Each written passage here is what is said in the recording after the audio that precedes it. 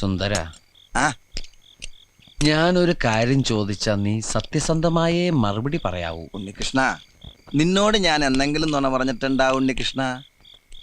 നീ അതൊക്കെ അവിടെ നിർത്തിയേ.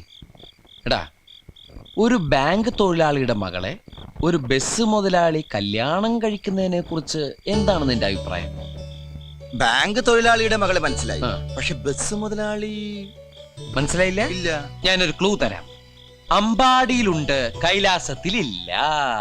അമ്പാടിയിലുണ്ട്, കൈലാസത്തിലില്ല. Beef fry. Beef fry. ആ, അമ്പാടി ഹോട്ടലിലുണ്ട്, കൈലാസ് ഹോട്ടലിലില്ല. അത് വെയിറ്റ് ചെയ്യുന്നല്ലേ? അപ്പൊ അതൊന്നുമല്ല.